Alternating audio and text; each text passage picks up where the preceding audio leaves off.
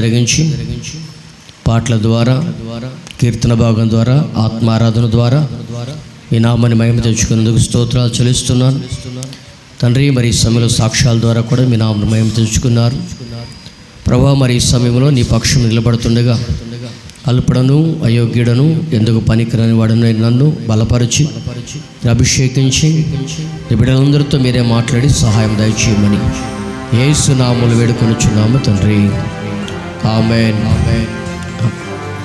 మంచిది ప్రియులారా, ప్రభువైన యేసుక్రీస్తు నామములో మీ అందరికీ నా హృదయపూర్వక వందనాలు, దేవునికి స్తోత్రాలు. అందరూ బాగున్నారా? బాగున్నారా? బాగలేదా? బాగున్నారా? బాగలేదా? సమాధానం చెప్పాలి నాకు. బాగున్నారా? గట్టిగా చెప్పాలి. బాగున్నారా? దేవునికి స్తోత్రం. హల్లెలూయా. మంచిది. మరి మనం ధ్యానం చేసుకునే అంశాలు మీ జ్ఞాపకం ఉన్నాయి కదా?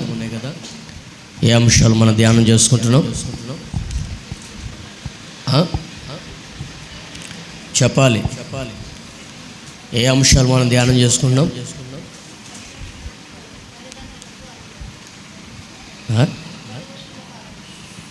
అంశాలు చెప్పమన్నా నేను.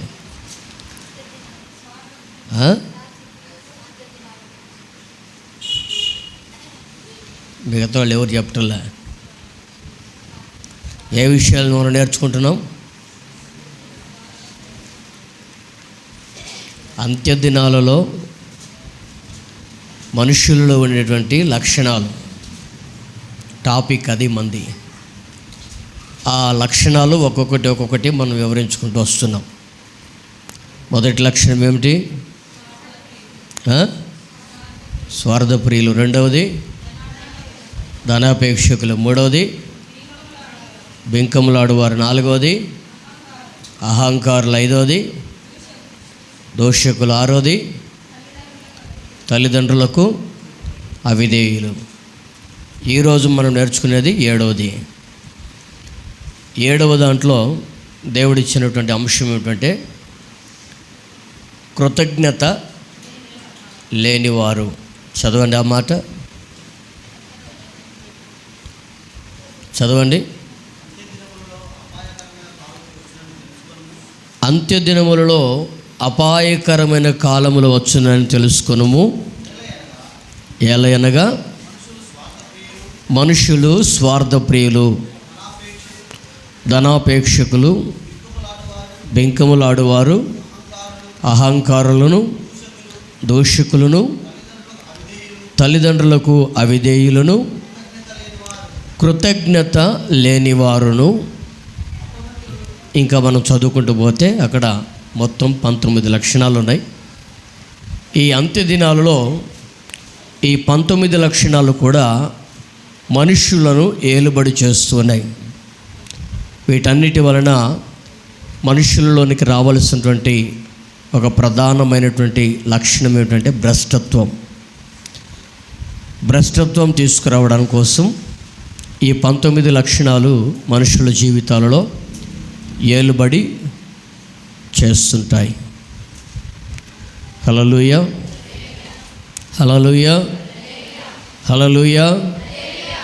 మరి ఈ దినం మనం నేర్చుకునేటువంటి అంశం ఏమిటంటే కృతజ్ఞత లేనివారు. దావీదు భక్తుడు అంటున్నాడు 54వ కీర్తనలో 6-7 వచనాలు చదువుదాం ఒకసారి. 54వ కీర్తన 6-7 వచనాలు.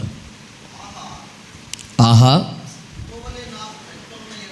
ఆ, ఆ, ఆ,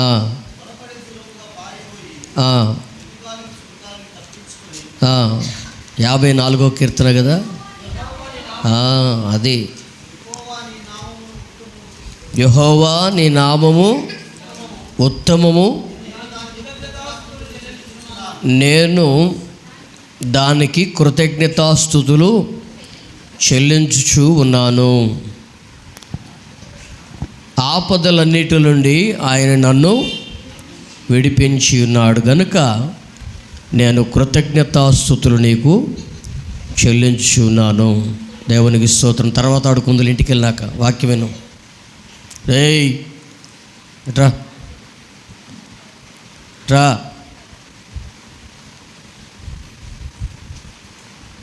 నోరు మూసుకొని కూర్చో. అర్థమైందా? నిన్ను బట్టి మీ జేజీ కూడా ఆటలాడుతుంది. అర్థమైందా? సైలెంట్ కూర్చో, వాక్యం అయిపోయిందాక. వాక్యం అయిపోయినాక ఎంతసేపు అని ఆడుకో. హల్లెలూయా.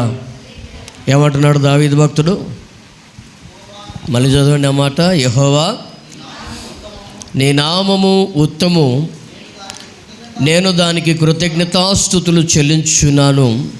ఆపదలన్నిటిలో నుండి ఆయన నన్ను విడిపించి ఉన్నాడు. నా శత్రువుల గతిని చూచి నా కన్ను సంతోషించుచున్నది. హల్లెలూయా. ఆపదలన్నిటిలో నుండి ఆయనను విడిపించి ఉన్నాడు గనుక నీ నామము ఉత్తమమైనదని నేను ఎరిగి నీకు ఏం చెల్లిస్తున్నాడట? ఆయనకి ఏం చెల్లిస్తున్నాడు చెప్పాలి. ఏం చెల్లిస్తున్నాడు? గట్టిగా చెప్పాలి. ఏం చెల్లిస్తున్నాడు? తిట్టేటప్పుడైతే నోరు వస్తుంది. గట్టిగా చెప్పండి. సుబ్బమ్మో, సాలమ్మో, సువార్తమ్మో, గట్టిగా చెప్పండి. ఏం చెల్లించున్నాడు? ఏంటది? నాకు చెవుడు వచ్చింది, చెప్పాలి గట్టిగా. ఏం మాట్లాడరేంది మీరు? ఏం చెల్లిస్తున్నాడంట? నువ్వు ఇంత గట్టిగా అడిగితే మేము ఏడ వచ్చామయ్యా ప్రార్థనకు అని అంటారా?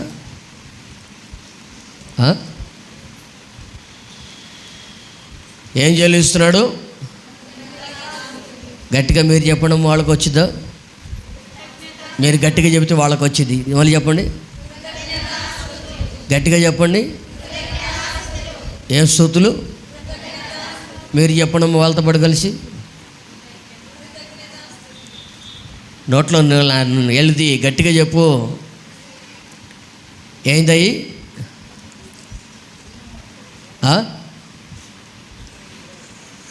చెప్పండి, గట్టిగా చెప్పండి. మళ్ళీ చెప్పండి గట్టిగా. ఏ సువార్తమ్మా చెప్పు.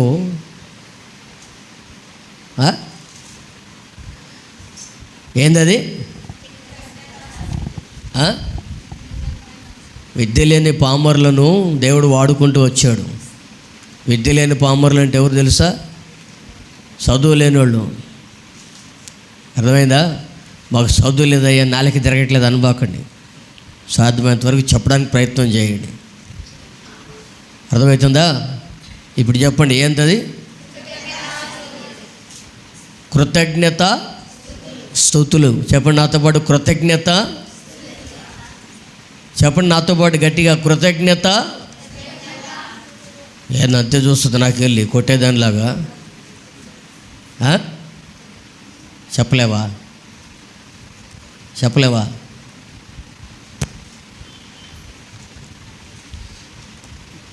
శక్తి మేరకు చెప్పడానికి ప్రయత్నం చేయి. అప్పుడే పరలోకం పోతావు, లేకపోతే పోవు. చెప్పలేని ముఖాన్ని చెప్తే కుదరదు. అర్థమైందా?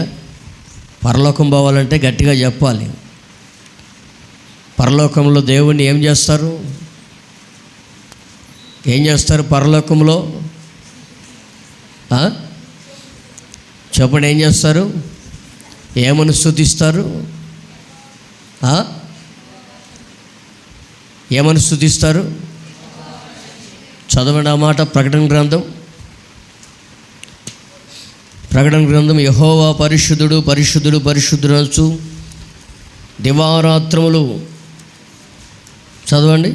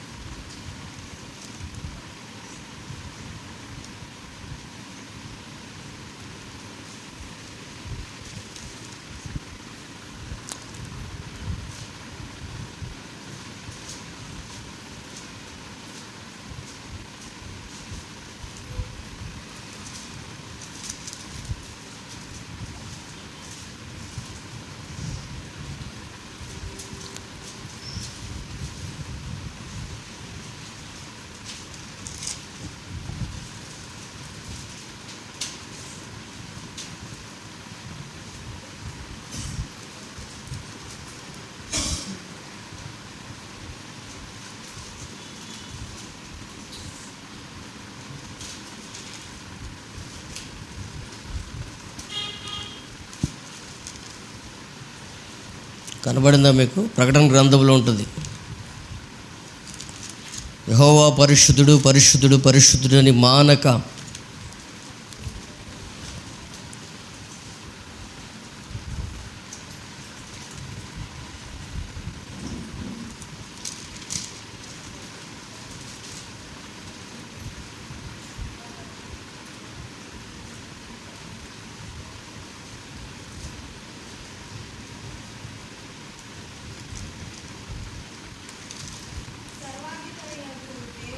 రిఫరెన్స్ చెప్పమ్మా.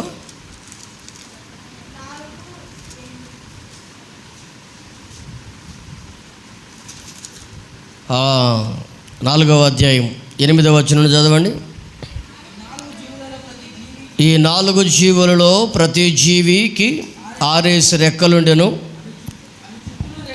అవి చుట్టూను రెక్కల లోపటను కన్నులతో నిండి ఉన్నవి. అవి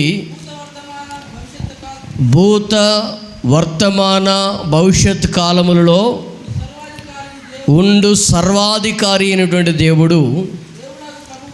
దేవుడగు ప్రభు పరిశుద్ధుడు పరిశుద్ధుడు పరిశుద్ధుడు అని మానక దివారాత్రములు చెప్పుచుండెను.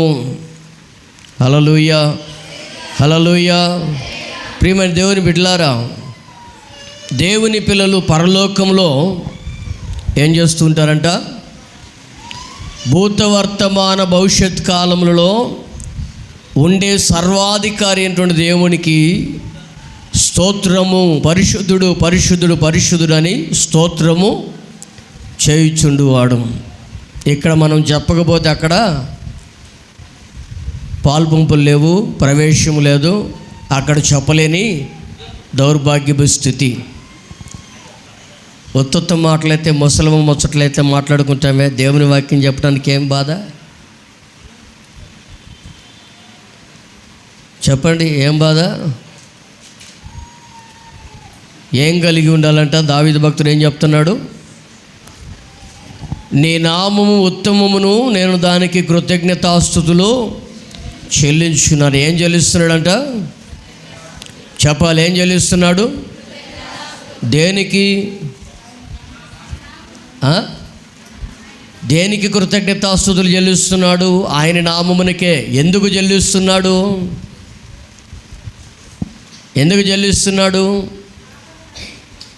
ఆపదలన్నిటిలో నుంచి ఆయన విడిపించినందుకు. దేవునికి స్తోత్రం కలుగును గాక. వాస్తవానికి మీకు తెలియని విషయం చెప్పనా? ఈ కృతజ్ఞతాస్తుతి ఎవరు చెప్పరో చెప్పనా? ఈ కృతజ్ఞతాస్తుతి ఎవరో చెప్పరో చెప్పనా? మృతులైన వాళ్ళు చెప్పలేరంట. పాతాళము చెప్పలేదట. పాతాళంలో దేవునికి కృతజ్ఞతాస్తుతి కలగదట. చదవండి ఆ మాట. అదే దావీదు కీర్తన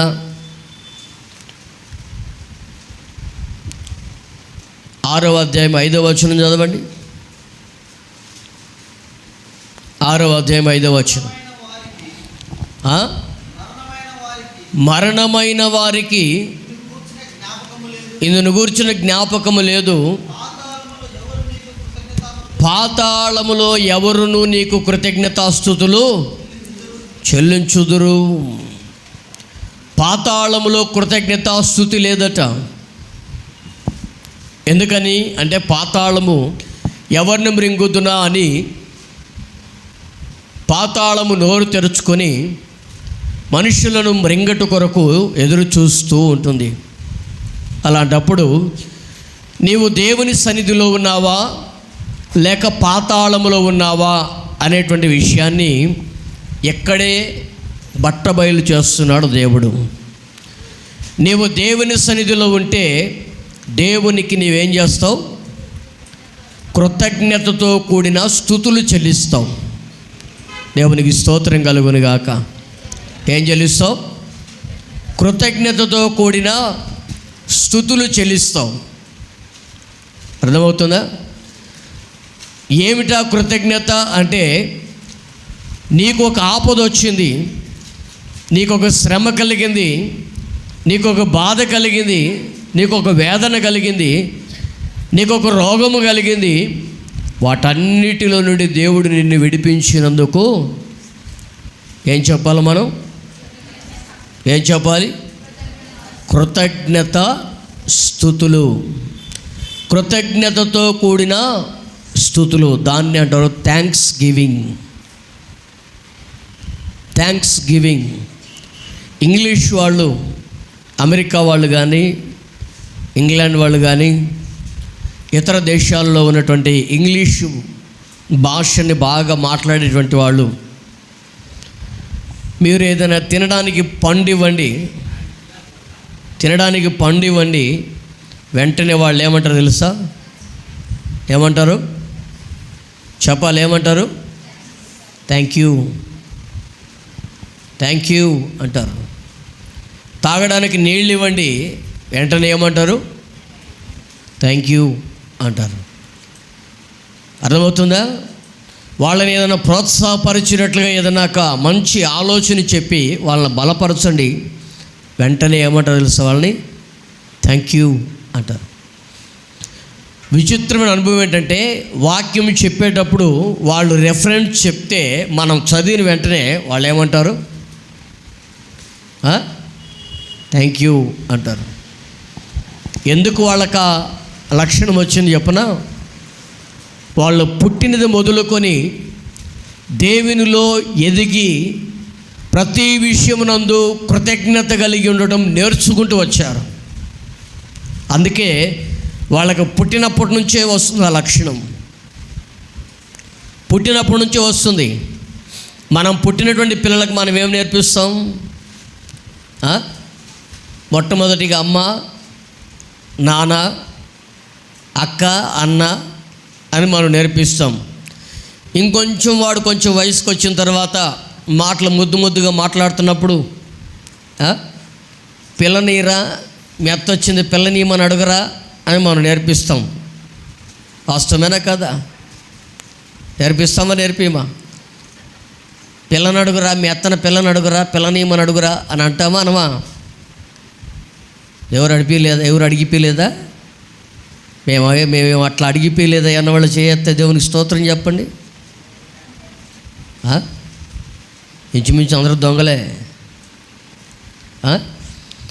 పిల్లోడు పుట్టక మునిపోయేవాడు 4 తప్పటడుగులు వేసేటప్పుడు 4 ముద్దు మాటల పలకగానే వెంటనే మనకు వచ్చే ఆలోచన, చిలిపు ఆలోచన తెలుసా? మీ మేనత్త వచ్చిందిరా, పిల్లనీయమని అడగరా అని మనం నేర్పిస్తాం. కానీ క్రైస్తవ దేశాలు ఏమి నేర్పిస్తాయి తెలుసా? థ్యాంక్ యూ అనే మాట నేర్పిస్తాయి. దేవునికి స్తోత్రం కలుగును గాక. ఎందుకో తెలుసా? కృతజ్ఞతా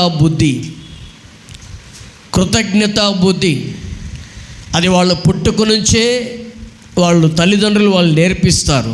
దేనిని బట్టి అంటే ఈ జీవగ్రంథములో ఉన్నటువంటి కృతజ్ఞత అనేటువంటి భావాన్ని వాళ్ళు అలవాటు చేసుకొని ఆ తర్వాత వాళ్ళ పిల్లలకు నేర్పిస్తారు. దేవునికి స్తోత్రం కలుగును గాక. హల్లెలూయా. అయితే క్రైస్తవ దేశముగా ఉన్నటువంటి వాళ్ళందరూ ఆ విధంగా నేర్పిస్తుంటే, మనము దేవుడు చేసినటువంటి మేలుకి కృతజ్ఞత చెల్లించలేనటువంటి దౌర్భాగ్యమైన పరిస్థితులు మనం నిలబడి ఉంటున్నాం. రోగం వస్తుంది, ప్రార్థన చేసుకుంటున్నాం, దేవుడు స్వస్థపరుస్తున్నాడు. మరి దేవునికి కృతజ్ఞత కలిగి ఉంటున్నామా? దేవుడు నా జీవితంలో రోగాన్ని స్వస్థపరిచాడు అని కృతజ్ఞత కలిగి ఉంటున్నామా? ఏదైనా ఆపద వచ్చింది, ఏదైనా శ్రమ వచ్చింది, కష్టం వచ్చింది, వాటన్నిటి నుంచి దేవుడు మనల్ని విడిపించి తప్పించి నడిపిస్తున్నాడు. మనం దేవునికి కృతజ్ఞతాస్తుతులు చెల్లిస్తున్నామా? కృతజ్ఞత చెల్లించేటువంటి అనుభవం మనలో చాలామందికి లేదు. ప్రియ దేవుని బిడ్డలారా, ఈ దినాన మనము దేవుని వాక్యాన్ని చక్కగా గమనించాలి. నా ఆపదలన్నిటిలో నుండి నన్ను విడిపించి తప్పించినటువంటి దేవునికి నేను కృతజ్ఞతాస్తుతులు చెల్లిస్తున్నాను.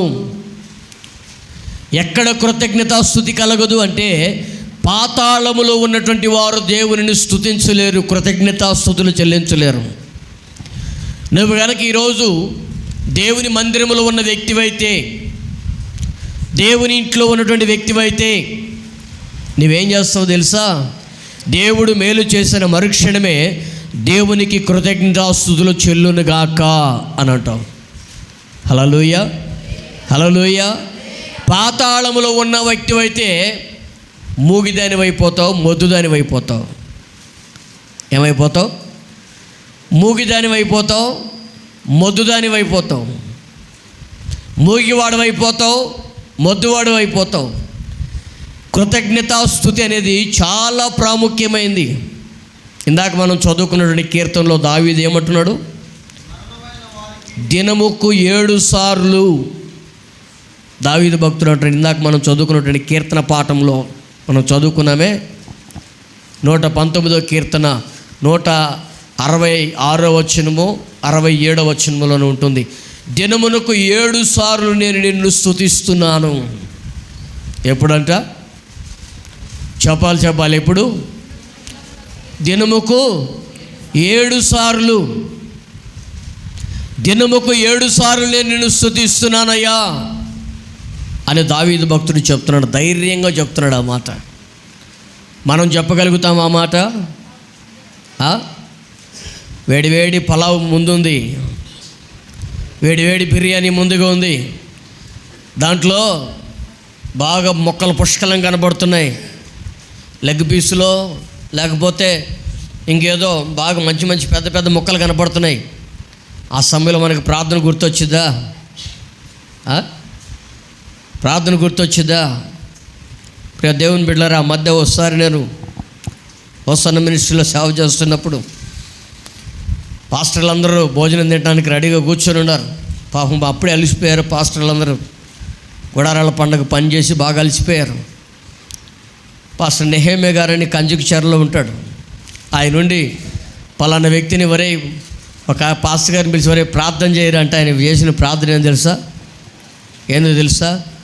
స్తోత్రం తండ్రి, యేసునామములో అడుగుతున్నాం తండ్రి, ఆమేన్ అన్నాడు. ఏమన్నాడు? ఇక మధ్యలో ఏం చేశాడో మనకు తెలియదు, బహుశా నాకు తెలిసి మింగేసి ఉంటాడు. స్తోత్రం తండ్రి, యేసునామములో అడుగుతున్నాం తండ్రి, ఆమేన్ అన్నాడు. ఆ తర్వాత మేము అడిగాం, ఇదేంద్ర ఆయన ఎట్లా ప్రార్థన చేసామంటే, రోజు చేసే ప్రార్థనేగా మళ్ళీ ఇప్పుడు కొత్తగా చేయాలా? వేడివేడి బిర్యానీ ముందుంటే ఇంకా మనం ప్రార్థన చేసేది ఏముంది? అర్థమవుతుందా? ప్రియ దేవుని బిడ్డలారా, మనం ఆ రీతిని ఉండకూడదు. ఉదయమున లేచిన మరుక్షణమే ప్రభువా రాత్రంతా కాపాడినందుకు స్తోత్రం, ఏ అపాయము నా వెంట రాకుండా ప్రశాంతమైన నిద్రను నీకు నాకు అనుగ్రహించినందుకు స్తోత్రం అని ఉదయమున లేవగానే దేవునికి కృతజ్ఞతాస్తుతులు చెల్లించే లక్షణం మనలో ఉందా? పనికి బయలుదేరుతున్నాం. ప్రభువా నేను పనికి వెళ్తున్నాను, విడిచి వెళ్తున్న నా కుటుంబానికి వెళుతున్న నాకు నీ కాపుదల అవసరం, ఆ కాపుదల ఇచ్చినందుకు స్తోత్రం అని మనం దేవునికి కృతజ్ఞత చెల్లిస్తున్నామా? పని దగ్గరికి వెళ్ళాం, పని చుట్టూ అందరూ కూర్చున్నారు, భోజనం చుట్టూ అందరూ కూర్చుని ఉన్నారు. నువ్వేం కూర తెచ్చావు, నువ్వేం కూర ఉండవు, నువ్వేం కూర ఉండవు అని అమ్మలక్కలు అందరూ మాట్లాడుకుంటున్నారు. ఈ అమ్మలక్కల మాటల మధ్యలో ప్రార్థన చేసుకుంటామా? భోజనం దగ్గర మేము ఖచ్చితంగా మధ్యాహ్నం భోజనం చేసినప్పుడు ప్రార్థన చేసుకుంటామా అని వాళ్ళు చేయొద్దండి. ఒకళ్ళ ఇద్దరు తేలాడు, మిగతా వాళ్ళందరి పరిస్థితి ఏమైపోయింది? అంటే ఆకలితో ఉంటాం కాబట్టి కడుపు ఏమంటుంది, ప్రార్థన ఎందుకు ఇంకా ముగిచేయి కానిచ్చేయి అని ఉంటుంది కదా. ప్రభువా ఇంతవరకు నువ్వు కాపాడినందుకు స్తోత్రం నాయనా, ఈ సమయంలో నాకు ఆహారం ఇచ్చినందుకు స్తోత్రం అని దేవుని కృతజ్ఞతాస్తుతులు చెల్లిస్తున్నామా? ఇంటికి వస్తున్నాం, పని అయిపోయిన తర్వాత ఇంటికి వచ్చిన తర్వాత ప్రభువా నీకు వందనాలయ్యా, పగలంతా పనిలో కాపాడావు అన్నందుకు దేవునికి కృతజ్ఞతాస్తుతులు చెల్లిస్తున్నామా? రాత్రి పడుకోబోతున్నాం, ప్రభువా పగలంతా కాపాడావు, మా ప్రయాణాల్లో తోడుగా ఉండవు, మా కాపుదలుగా ఉండవు, దేవునికి కృతజ్ఞతాస్తుతులు చెల్లిస్తున్నామా అని దావీదు భక్తుడు అంటున్నాడు. దినముకు 7 సార్లు ప్రార్థన కాదు, దేవునికి కృతజ్ఞతాస్తుతులు చెల్లిస్తాడట. కృతజ్ఞతాస్తుతులు అంటే దేవుడు చేసిన మేలుకి ప్రభువా నీకు స్తోత్రమయ్యా అని ప్రతిరూపంగా దేవుడు చేసిన మేలుకి మనం చెప్పేటువంటి ఆ స్తోత్ర వచనం. ఎందుకో తెలుసా? ఆ స్తుతులలో గొప్ప ఆశీర్వాదం దాగబడి ఉంది. ఏమిటి ఆశీర్వాదం చెప్పనా? నీకు అడ్డుగా ఉన్న ఏ బండైనా సరే నువ్వు చేసే స్తుతి ద్వారా ప్రాకారపు కోటగోడలు ఎలా కూలిపోతాయో అలా కూలిపోతాయి. ఎక్కడ రాయబడింది ఆ మాట? ఇశ్రాయేలీయులు 7 రోజులు యెరికో ప్రాకారము చుట్టూ తిరిగారా లేదా? 7వ రోజు 7 సార్లు తిరిగారా లేదా? తిరిగేటప్పుడు వాళ్ళు ఎలా తిరిగారు?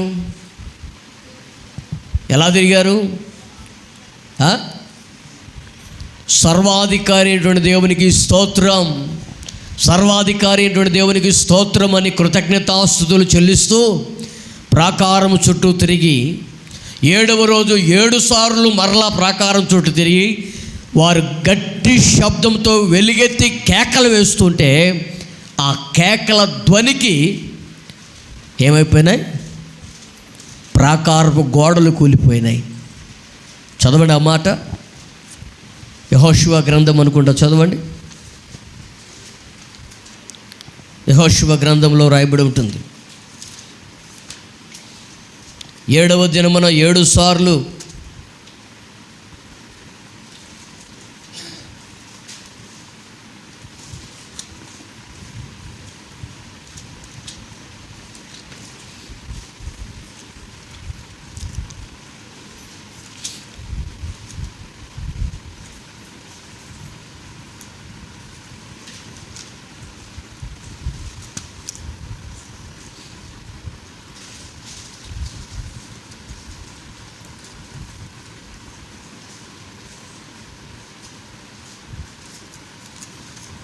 చదవండి.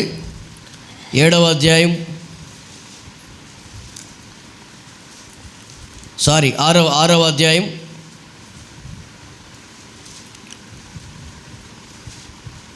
20వ వచనం చదవండి.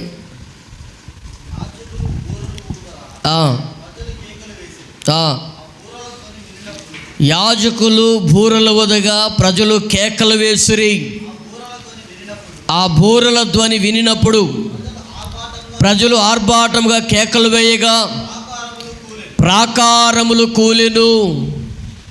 కూలిపోయినాయి? ఏ ప్రాకారాలు ఇవి? యెరికో గోడ ప్రాకారాలు. యెరికో గోడ ప్రాకారాలు ఎలా ఉంటివి తెలుసా? 7 రథాలు పక్కపక్కనే గుర్రాలతో కూడినటువంటి 7 రథాలు. పాతకాలంలో మనం చూస్తాం కదా, గుర్రాలు వెడల్పు, రథాలు ఎంత వెడల్పు ఉంటాయో తెలుసు కదా మీకు. ఇంచుమించుగా 10 అడుగులు 12 అడుగులు వెడల్పుతో కూడినటువంటి పెద్ద పెద్ద రథాలు ఉంటాయి. అంతటి రథాలు ఒకదాని పక్కన ఒకటి పెడితే 7 రథాలు పట్టేటువంటి ప్రాకారపు గోడలు. అంటే ఎంత వెడల్పు ఉంటే ఒకసారి ఆలోచన చేయండి. మనం కట్టే ప్రాకారం గోడ ఎంత? మనం కట్టే ప్రాకారపు గోడ ఎంత? మహా అయితే 3 అడుగులు. అంతేనా? 3 అడుగుల 2.5 అడుగుల? రాళ్ళ కట్టడం కట్టుకుంటారు కదా మీరు, చెప్పండి ఎంత? 2 అడుగుల 2 అడుగుల గోడ. కానీ యెరికో ప్రాకారాల గోడ ఎంత? దానికి రెట్టింపు కంటే రెట్టింపు 7 రథాలు పట్టేటువంటి వెడల్పాటి గోడలు ఇశ్రాయేలీల స్తుతులకు, ఇశ్రాయేలీల కృతజ్ఞతా స్తుతులకు, వారు వేసిన కేకలకు దేవుడు ఆ ప్రాకారములు కూలిపోయేటట్లుగా దేవుడు గొప్ప కార్యాన్ని చేస్తాడు. దేవునికి స్తోత్రం కలుగును గాక. హల్లెలూయా, హల్లెలూయా. బలమైనటువంటి కార్యాలు చేయుటకు ఆయన శక్తి కలిగినటువంటి వాడు. దేని ద్వారా అంటే నీవు చేసేటువంటి కృతజ్ఞతా స్తుతులను బట్టి దేవునికి స్తోత్రం కలుగును గాక. హల్లెలూయా. దేవునికి స్తుతించండి, దేవుని స్తుతించండి, దేవుని స్తుతించండి అంటే మీలో చాలామంది సోమర్తనపు ఆత్మ వచ్చి దేవుని స్తుతించినటువంటి అనుభవం మీలో చాలామందికి లేదు. ఆరాధనలో నేను గమనిస్తుంటా, మిమ్మల్ని గమనించినప్పుడు దేవుని స్తుతించండి, దేవుని స్తుతించండి, దేవుని స్తుతించండి అంటే దేవుని స్తుతించే అనుభవం మీకు చాలామందిలో లేదు. అది పొందుకోవాలనే ఆసక్తి కూడా లేదు మీకు చాలామందిలో. ఆశ లేని కుటుంబాన్ని దేవుడు కూడా తీర్చలేడు. ఆశ కలిగిన ప్రాణాన్ని దేవుడు తృప్తిపరిచేది. ఆశ లేని ప్రాణం దేవుడు ఎప్పుడు కూడా తృప్తిపరచడు. అర్థమవుతుందా?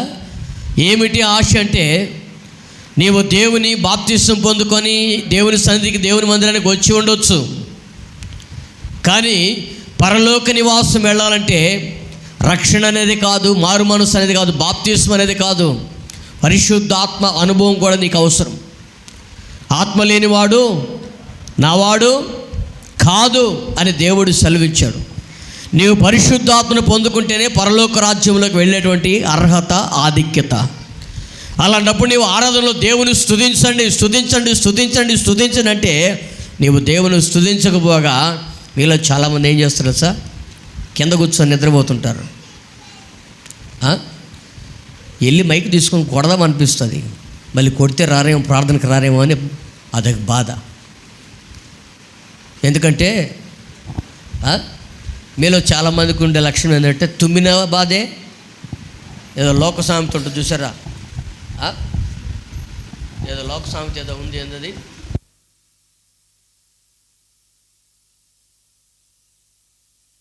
అలాంటి సామెతల్లో చాలామంది మీరు నిలబడి ఉన్నారు. ఆశ లేనిటువంటి మన జీవితాలని దేవుడు కూడా ఆశీర్వదించలేడు. ప్రార్థనకు వచ్చిన తర్వాత, ప్రార్థనలో కూర్చున్న తర్వాత దేవుణ్ణి ఆరాధిస్తున్న నీ అనుభవంలో, దేవుని ఆరాధించే అనుభవంలోనే ఉండాలి, కానీ కింద కూర్చొని నిద్రపోయే సోమరాత్మ మనకు ఉండకూడదు. అది మనకి పనికిరాదు. అర్థమవుతుందా ప్రియులారా? ఇశ్రాయేలీయులు యెరికో ప్రాకారాలు జయించడానికి కారణం వారు చేస్తున్నటువంటి కృతజ్ఞతాస్తుతులు. ఆ కృతజ్ఞతాస్తుతులు వారికి జయమును అనుగ్రహిస్తూ వచ్చాయి. దేవునికి స్తోత్రం. హల్లెలూయా, హల్లెలూయా. నీవు చేసే ప్రతి స్తుతి, నీవు చేసే ప్రతి కృతజ్ఞతాస్తుతి నీ జీవితాన్ని ఒక ఉన్నతమైన అనుభవం నిలబెట్టడానికి కారణంగా మార్చబడుతుంది. ఎక్కడ స్తుతి లేదంట? ఎక్కడ స్తుతి లేదు? పాతాళంలో మీరు ఎవరైతే ఇక్కడ కృతజ్ఞతాస్తుతులు చెల్లించకుండా ఉంటున్నారో, సువార్తము విను బాగా, ఎవరైతే ఇక్కడ కృతజ్ఞతాస్తుతులు చెల్లించకుండా కూర్చుంటున్నారో వాళ్ళు ఎక్కడున్నారో తెలుసా? గుండె మీద చేసుకొని బైబిల్ చెప్తుంది, పాతాళంలో ఉన్నారు. మీరు ఎక్కడున్నారు చెప్పాలి? ఎక్కడున్నారు? దేవుని మందిరంలో ఉన్న వాళ్ళైతే కృతజ్ఞతాస్తుతి చెల్లిస్తారు. పాతాళంలో ఉన్న వాళ్ళకైతే కృతజ్ఞతాస్తుతి చెల్లించే లక్షణము లేదు, అది వాళ్ళకి రాదు కూడా. కృతజ్ఞతాస్తుతి మనం దేవునికి చెల్లించు వారమై ఉన్నాం. రెండవది యెషయా గ్రంథం 38వ అధ్యాయం 18వ వచనం చూడండి. 38వ అధ్యాయం 18వ వచనం, యెషయా ప్రవచన గ్రంథం. పాతాళమున నీకు స్తుతి కలగదు, మృతి నీకు కృతజ్ఞతాస్తుతి చెల్లించదు. అంటే చచ్చిన వాళ్ళు నీకు కృతజ్ఞతాస్తుతి చెల్లించరు. మృతి అంటే చనిపోయినటువంటి అనుభవం. అంటే చనిపోయినటువంటి అనుభవంలో ఉన్నటువంటి వారు కృతజ్ఞతాస్తుతి చెల్లించలేరు. ఈరోజు నువ్వు జ్ఞాపకం చేసుకో, పాతాళంలో ఉన్నావా లేకపోతే దేవుని మందిరంలో ఉన్నావా? చచ్చిన వాళ్ళ మధ్యలో ఉన్నావా, బ్రతికిన వాళ్ళ మధ్యలో ఉన్నావా? యేసు ప్రభు వారు ఒక్కటే ఒక మాట చెప్పారు, మేడగది మీదకి వెళ్ళండి, కనిపెట్టి ప్రార్థన చేయండి. మేడగది మీద కూర్చున్నటువంటి ఆ 60 మంది, ఇంచుమించుగా 60 మంది మేడగది మీద కూర్చొని ఉన్నారు కదా, వాళ్ళు ఏం చేస్తుంటే పరిశుద్ధాత్మ అభిషేకం దిగింది వారి మీదకి. ఏక మనస్సుతో ఎడతెగక ప్రార్థన చేస్తూ దేవునిని స్తుతించుటని బట్టి వారి మీదకి పరిశుద్ధాత్మ అభిషేకం దిగింది. ఆ పరిశుద్ధాత్మ అభిషేకం వాళ్ళ మీదకి దిగడానికి ప్రధాన కారణం ఏంటంటే వాళ్ళందరిలో ఏక మనస్సు. ఆ ఏక మనస్సు వారికి కృతజ్ఞత స్తుతి చెల్లించినట్టు ఆ బుద్ధిని కలగజేసింది.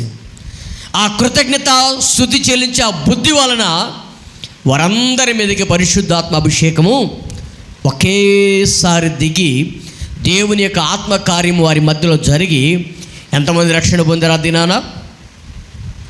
ఎంతమంది? ఒక్క దినాన 3000 మంది రక్షణ పొందారు వారి యొక్క ఆత్మ కార్యాన్ని బట్టి. దేవునికి స్తోత్రం. హల్లెలూయా, హల్లెలూయా, హల్లెలూయా. మీరందరూ ఇప్పుడు ఒకసారి గట్టిగా దేవునికి స్తోత్రం, గట్టిగా హల్లెలూయా అని బిగ్గరగా చెప్పండి.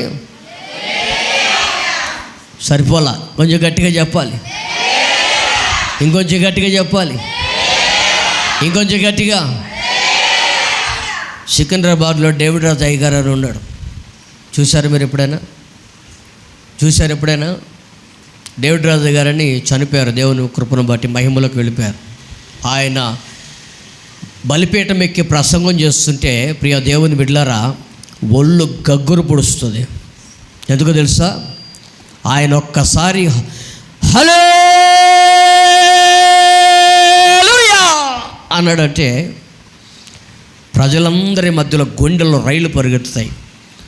వాళ్ళ విశ్వాసం కూడా అలాగే దేవునికి స్తోత్రం చెప్పడం నేర్చుకున్నారు. హల్లెలూయా, హల్లెలూయా, హల్లెలూయా. ఆ మనసు నేర్చుకోండి మీరు కూడా. దేవునికి స్తోత్రం అన్నప్పుడు గట్టిగా దేవునికి కృతజ్ఞతాస్తుతి చెల్లించడం నేర్చుకోండి. ప్రియ దేవుని బిడ్డలారా, ఎందుకు చెప్తానో తెలుసా? ప్రాకారపు గోడలు కూలిపోవాలన్నా, ఆకాశం నుండి అగ్ని దిగి రావాలన్నా కృతజ్ఞతాస్తుతులు నీకు చాలా ఉపయోగకరంగా ఉంటాయి. అయితే నీవు పాతాళంలో ఉన్నట్లుగా నీవు ఈ లోకంలో ఉంటే కృతజ్ఞతాస్తుతి నీ నోట రాదు. చచ్చిన వాళ్ళలాగా నీవు ఈ లోకంలో ఉంటే కృతజ్ఞతాస్తుతి నీ నోట రాదు. అర్థమవుతుందా? చచ్చిన వాడిని కొడితే కొడతాడా? కొడతాడా? కొడితే కొడతాడా? తిడితే తిడతాడా? నిన్న గురువారం రాత్రి అవుకులో యెషయా గారైనా అంతకుముందు ఒక ఆయన పెద్ద ముసలాయన ఉన్నాడు. మీకు తెలిసి ఎంతమంది ఉన్నారు? మీకు పాత విశ్వాసం మీరు చాలామంది ఉన్నారు. అవుకులో యెషయా గారైనా ఒక ఆయన ఉన్నాడు, సంఘ కాపురు. తెలుసా మీకు? చూశారు? ముసలాయన గత గురువారం రాత్రి ప్రభునందు నిద్రించారు. ప్రియ దేవుని బిడ్డలారా, ఎంత ఆశీర్వాదకరంగా ఆయన సమాధి కార్యక్రమం జరిగిందంటే అంత ఆశీర్వాదకరంగా జరిగింది. ఎందుకో చెప్పనా? వాస్తవానికి వాళ్ళు కుమ్మరి వాళ్ళు ఒక టెంకాయ కొట్టలేదు.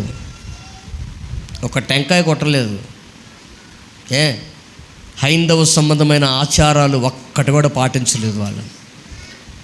దేవునికి స్తోత్రం కలుగును గాక.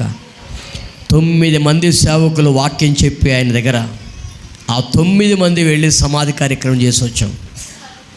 హల్లెలూయా, హల్లెలూయా. ఈ రోజున క్రైస్తవులుగా ఉన్న మనమే ఏం చేస్తుంటాం? అన్ని సంబంధమైన ఆచారాలు పాటిస్తుంటాం. వాస్తవమే కాదా? దేవునికి మహిమ కలుగుతుందా? దేవునికి ఘనత కలుగుతుందా? ఘనత కలుగుతుందా? దేవుని దానిని బట్టి దేవుడు స్తుతించబడతాడా? ఘనపరచబడతాడా? ప్రియ దేవుని బిడ్డలారా, చచ్చిన వాళ్ళని కొడితే వాళ్ళు తిరిగి కొట్టలేరు. ఆయన్ని ఎత్తుకొని తీసుకొని వస్తుంటే ఇలా నిగడదనుకొని చనిపోయి ఉన్నాడు. గుడ్డలో కట్టి అలాగే తీసుకొని వచ్చి సమాధి పెట్టెలో పెట్టాడు. ఆ పెట్టెలో పెట్టేటప్పుడు నాకు అనిపించింది, చచ్చిన వాళ్ళని కొడితే కొట్టలేరు కదా, ఈ లోకంలో దేవుని పిల్లలైనటువంటి మనం కూడా అదే స్థితిలో మనం ఎదగాలి అని. దేవుని పిల్లలుగా మనం అదే స్థితిలో ఎదగాలి. అయితే చచ్చిన వాళ్ళ మధ్యలో కృతజ్ఞతాస్తుతి అనేది అది కొంతవరకు కొన్ని లక్షణాలకే క్రైస్తవులుగా పరిమితం అవుతుంది. కానీ చచ్చిన వాళ్ళకి కృతజ్ఞతాస్తుతి చెప్పమంటే వాళ్ళు చెప్పగలరా? కొన్ని విషయాల్లో చచ్చిన వాళ్ళ వల్లే మనం బ్రతకాలి. కొన్ని విషయాల్లో రోషం కలిగినటువంటి క్రైస్తవులాగా బ్రతకాలి.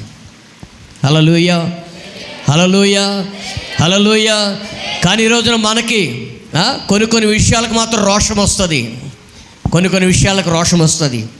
దాన్ని బట్టి మనం ఏం చేస్తుంటాం, రోషం ఎక్కువైపోయి మన జీవితాలను నాశనం చేసుకుంటూ ఉంటాం.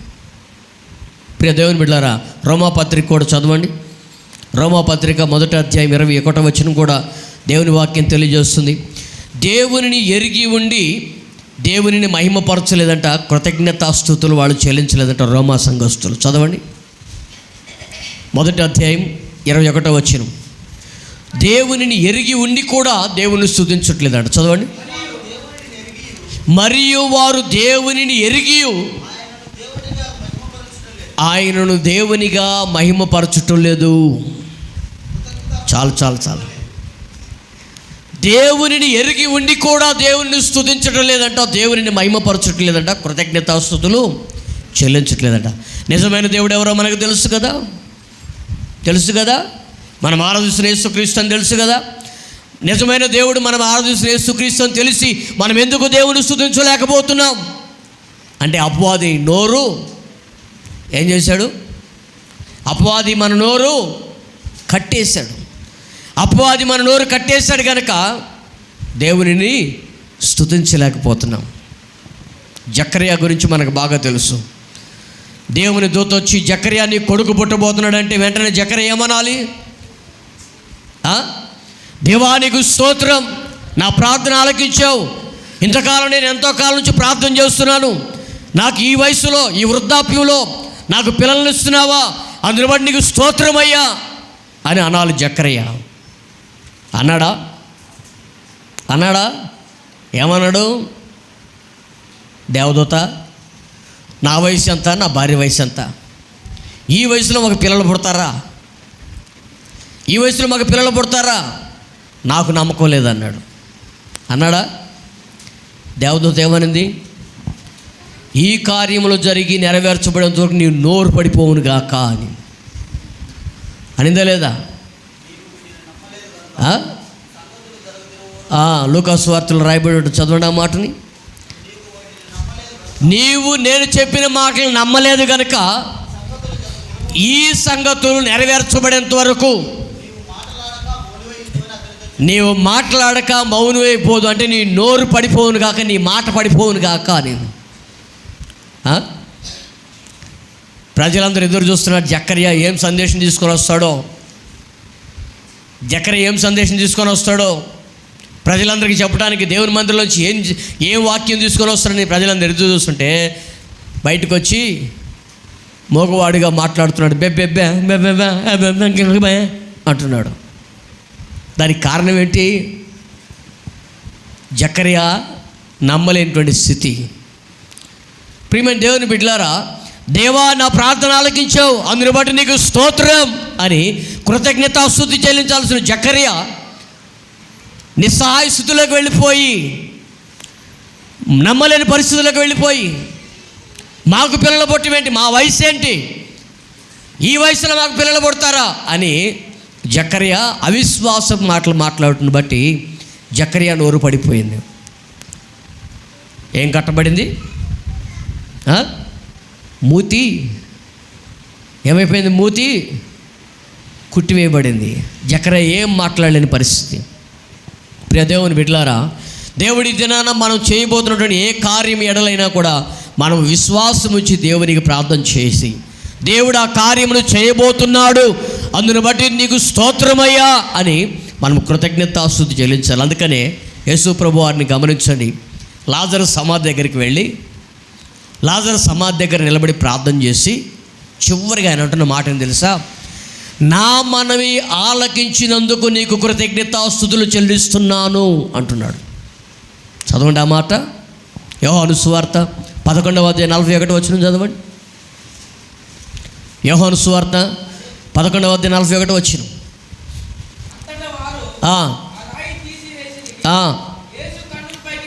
యేసు కన్నులు పైకెత్తి, తండ్రి నీవు నా మనవి వినినందున నీకు కృతజ్ఞతాస్తుతులు చెల్లిస్తున్నాను.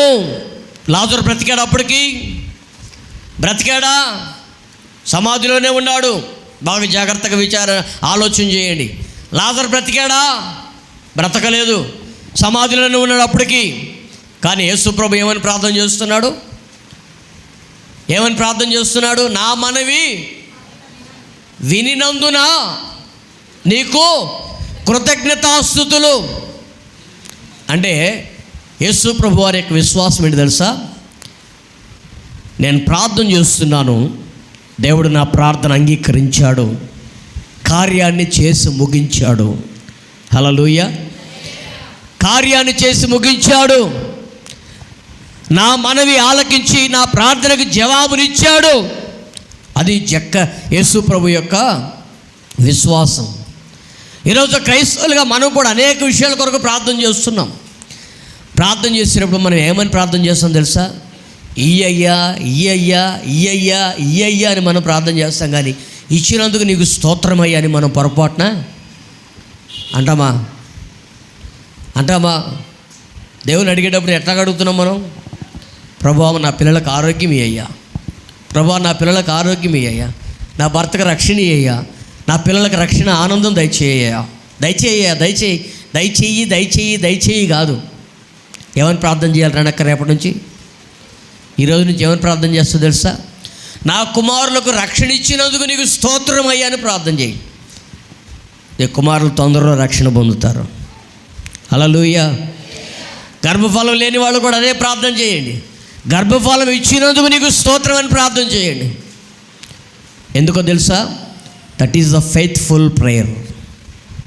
విశ్వాససహితమైనటువంటి ప్రార్థన. ఆమేన్.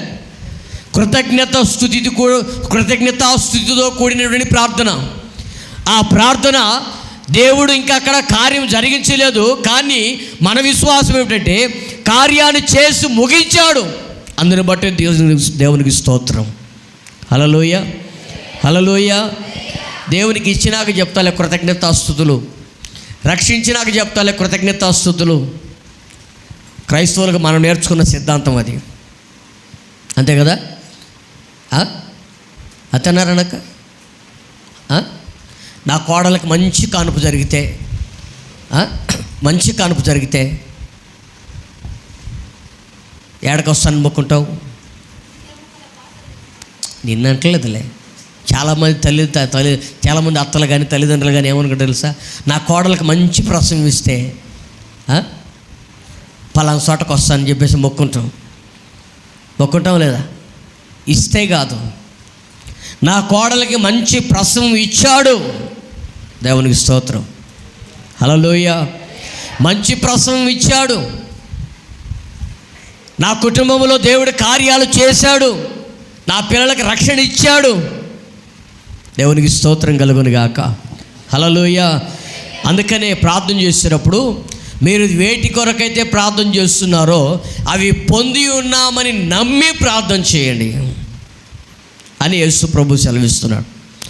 అవి పొంది ఉన్నామని నమ్మి ప్రార్థన చేయండి అంటున్నాడు. పొంది ఉన్నామని నమ్మి ప్రార్థన చేయడం అంటే ఎట్లాగా? ఇయ్యయ్యా ఇయ్యయ్యా ఇవ్వయ్యా పలానా దయచేయ అని కాదు. అర్థమైందా?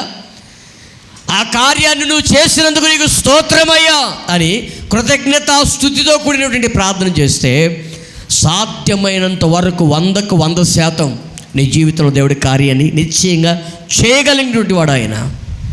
హల్లెలూయా, హల్లెలూయా, హల్లెలూయా.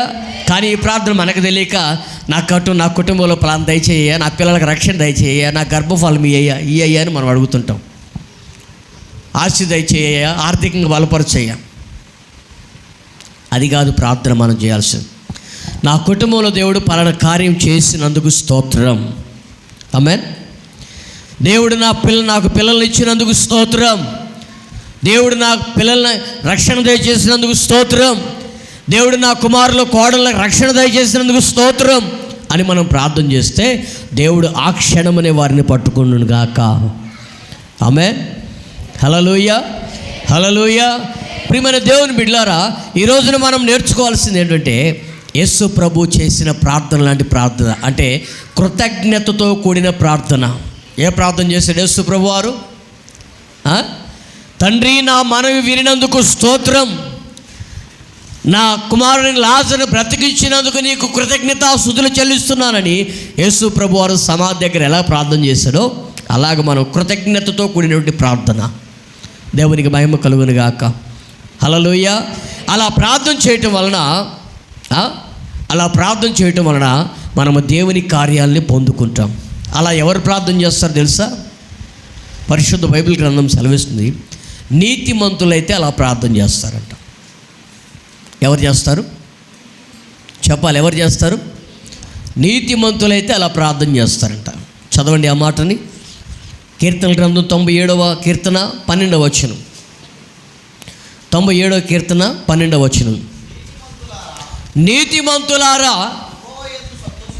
యెహోవా యందు సంతోషించుడి, ఆయన పరిశుద్ధ నామమును బట్టి ఆయనకి కృతజ్ఞతాస్తుతులు చెల్లించుడి. నీతిమంతులారా కృతజ్ఞతాస్తుతులు చెల్లించుడి. ఎందుకని? రక్షణలోనికి వచ్చారు, మారు మనసు పొందారు, బాప్తిసం పొందారు, పరిశుద్ధాత్మను పొందారు, నీతిమత్వంలోనికి నడిపించబడ్డారు. మీరు చేయవలసిన ప్రార్థన ఏంటంటే, ఇచ్చినందుకు నీకు స్తోత్రం నాయనా అని. హల్లెలూయా, హల్లెలూయా. నీతిమంతులైనటువంటి మీరు చేయవలసిన ప్రార్థన అది. నీతిమంతులారా యెహోవాకు కృతజ్ఞతాస్తుతులు చెల్లించండి. నీతిమంతులమైతే మనము దేవునికి కృతజ్ఞతాస్తుతులు చెల్లించగలుగుతాం. హల్లెలూయా, హల్లెలూయా. మనము నీతిమంతులమైతే దేవునికి కృతజ్ఞతాస్తుతులు చెల్లించగలుగుతాం. ప్రతిదానికి థ్యాంక్స్ గివింగ్. ప్రభువా నీకు కృతజ్ఞతలు, నీ కృతజ్ఞతలయ్యా. హల్లెలూయా, హల్లెలూయా. అది అలవాటు చేసుకోవడం మనం నేర్చుకుంటే మన వ్యక్తిగత జీవితాల్లో చాలా ఆశీర్వాదకరమైనటువంటి అనుభవాన్ని మనం నేర్చుకుంటాం. పోయిన నెలలో డిసెంబర్లో మన జోషయ్య గారు కెనడా ప్రాంతానికి వెళ్ళారు. ఎందుకంటే ఆ కుమార్తె స్వీటీ, జోషయ్య కుమార్తె స్వీటీ అక్కడ చదువుకుంటుంది. ఇప్పుడు ప్రస్తుతం తాత్కాలికంగా చిన్న జాబ్ చేస్తుందని కెనడా ప్రాంతానికి వెళ్ళారు. బయలుదేరేటప్పుడు ఇక్కడ ప్రార్థన చేసుకొని బయలుదేరి, ప్రభువా నేను వెళ్తున్నాను కెనడా ప్రాంతానికి, నీవే నాకు మార్గం చూపించాలి అని. హల్లెలూయా. నీవే నాకు మార్గం చూపించాలి, నాకు అక్కడ తెలిసిన వాళ్ళు ఎవ్వరు లేరు అని ప్రార్థన చేసుకున్నాను. విచిత్రం అనుభవం ఏంటో తెలుసా? ఒక ఫ్లైట్ మారి ఇంకొక ఫ్లైట్ ఎక్కే సమయానికి కెనడాలో ఒక ముసలి ప్రాయంలో ఉన్నటువంటి వాళ్ళు ఒక జంటను దేవుడు జతపరిచాడు వాళ్ళకి. హల్లెలూయా. దేవుడు జతపరిచి జోషయ్య వెళ్ళింది మొదలుకొని తిరిగి వచ్చేంత వరకు ప్రతిరోజు టిఫిన్ వాళ్ళే, భోజనము వాళ్ళే, వాళ్ళ ఇంట్లోనే ఉండేటట్లుగా జోషయ్యకి ఏర్పాట్లన్నీ చేసి తీసుకొని వచ్చారు. హల్లెలూయా, హల్లెలూయా. ఆయన ప్రయాణములు జరిగిన సంగతులన్నీ చెప్తా ఉంటే ప్రతిదానికి దేవునికి స్తోత్రం అని చెప్పాలనిపించేంత గొప్ప ఆశీర్వాదకరం. హల్లెలూయా. అంతకుముందు నేను గుంటూరుకు వెళ్ళేటప్పుడు ఒక్కొక్కసారి ఈ హడావుడిలో ప్రార్థన చేసుకోవడం మర్చిపోతాను. ఎప్పుడైనా గుంటూరుకు వెళ్ళే హడావుడిలో ప్రార్థన చేసుకోవడం మర్చిపోయాను అనుకోండి, ఆ రోజు నాకు ఇంకా అసలు రెస్టే ఉండదు. ఎందుకో తెలుసా? ట్రైన్ అంతా ఫుల్ అయిపోయి ఉంటుంది, ఒక్క సీటు కూడా దొరకదు, ఎక్కడో ఒక చోట ఒక మూల ఇరుక్కోవాల్సిన పరిస్థితి. హల్లెలూయా, హల్లెలూయా. ప్రార్థన చేసుకొని బయలుదేరారనుకోండి, ఇక్కడ బయలుదేరినది మొదలుకొని బస్సులో ఖాళీ ఉంటుంది, ట్రైన్లో ఖాళీ ఉంటుంది. విచిత్రం అనుభవం చెప్పనా? వాస్తవానికి మా ఊర్లో స్టాప్ ఉండదు, స్టాప్ ఉండదు. కానీ ప్రార్థన చేసుకొని పోతే అక్కడ స్టాప్ పెడతాడు దేవుడు. మళ్ళీ టౌన్లోకి వెళ్ళి మళ్ళీ 180 రూపాయలు వెనకబెట్టి రావాల్సిన అవసరం ఉండదు. అర్థమవుతుందా? ప్రార్థన ఏ విధమైన ప్రార్థన అంటే, ప్రభువా నేను బయలుదేరి వెళ్తున్నాను, నా ప్రయాణంలో కాపుదల నీవు అనుగ్రహిస్తున్నందుకు స్తోత్రం అని ప్రార్థన చేసి బయలుదేరుతాను. హల్లెలూయా, హల్లెలూయా. ఆ ప్రార్థన ఆలకించినటువంటి దేవుడు మనం చేసే ప్రతి కార్యాన్ని కూడా చక్కటి ప్రయాణాన్ని, చక్కటి జీవితంలో మన కుటుంబ ప్రయాణాన్ని కూడా ప్రతిదీ కూడా ఆశీర్వాదకరంగా అనుగ్రహించగలిగినటువంటి శక్తి కలిగినటువంటి దేవుడు ఆయన. ఆమేన్. హల్లెలూయా, హల్లెలూయా. ఇశ్రాయేలు ప్రయాణం కూడా అలాగే కొనసాగించబడుతూ వచ్చింది. వాడు వెళ్తున్నటువంటి ప్రతి చోట దేవునికి కృతజ్ఞతాస్తుతులు చెల్లిస్తూ ఉన్నారు. శత్రువులను జయించగలుగుతూ వెళ్తున్నారు. విచిత్రమైన అనుభవం ఏంటంటే, నేను పరిశుద్ధ గ్రంథం చదువుతున్నప్పుడు కొన్ని ప్రాముఖ్యమైన విషయాలు గమనిస్తూ వచ్చాను. ఏంటంటే, ఇశ్రాయేలీలట దేవుడు రక్షించిన తర్వాత ఆ దేశం మీద యుద్ధమునకు జయమును అనుగ్రహించిన తర్వాత ఆ దేశంలో వారు నివాసం చేస్తూ తాము నడిపించిన దేవుని మర్చిపోయిరి అనే మాటలు నేను చాలా చోట్ల గమనిస్తూ వచ్చాను. నడిపించిన దేవుని మర్చిపోయిరి. ఆ లక్షణం ఏంటో తెలుసా? కృతజ్ఞత లేనటువంటి అనుభవం. కృతజ్ఞత లేనటువంటి అనుభవం. న్యాయాధిపతుల గ్రంథం నేను చదువుతూ ఉంటే, ఆ న్యాయాధిపతుల గ్రంథంలో కొన్ని చోట్ల రాయబడింది. ఏమని రాయబడింది తెలుసా? వారు తమ నడిపించిన దేవుని మరచి విగ్రహారాధికులై ఉండుటను బట్టి దేవుడు వారిని విడిచిపోయెను అనే మాటలు నేను గమనిస్తూ వచ్చాను. విగ్రహారాధికులై తమ దేవుణ్ణి వదిలిపెట్టి ఏం చేశారంట? నడిపించిన దేవుణ్ణి వదిలిపెట్టేసి విగ్రహారాధికులై తర్వాత అన్యుల చేతిలో చిక్కి, కొన్ని ప్రాముఖ్యమైన విషయాలు గమనించాం. దాంట్లో వాళ్ళు చేసినటువంటి ఆ క్రియలను బట్టట వాళ్ళు అన్యుల చేతిలో చిక్కి వ్యయ ప్రయాసలు కోర్చి మూలుగులతో 20 సంవత్సరాలు, 14 సంవత్సరాలు, 8 సంవత్సరాలు, 15 సంవత్సరాలు, 16 సంవత్సరాలు ఇట్లాగా ఒక్కొక్క రాజు చేతి కింద అణిపివేయబడి ఉన్నారు. దానికి కారణం ఏంటంటే కృతజ్ఞత లేని బుద్ధి. నడిపించిన దేవునికి కృతజ్ఞతాస్తుతి చెల్లించకపోవడం బట్టి వారి జీవితాలు శాపంగా మార్చబడ్డాయి. రెండోదిగా మనం చదవండి, కొలస్సీలకు రాసిన పత్రిక 1వ అధ్యాయం 12వ వచనం. మనం దేవునికి ఎవరు కృతజ్ఞతాస్తుతులు చెల్లిస్తారో చదవండి. కొలస్సీలకు రాసిన పత్రిక 1వ అధ్యాయం 12వ వచనం. అందుచేత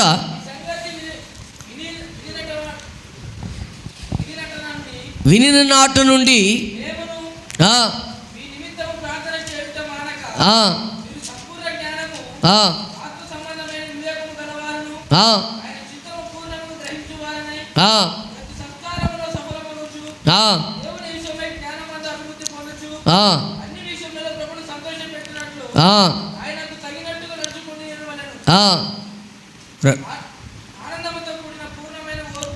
తెస్సలోనికి రాసిన కొలస్సీ పత్రిక 1వ అధ్యాయం 12వ వచనమే. అక్కడ ఒక మాట రాయబడి చూడండి.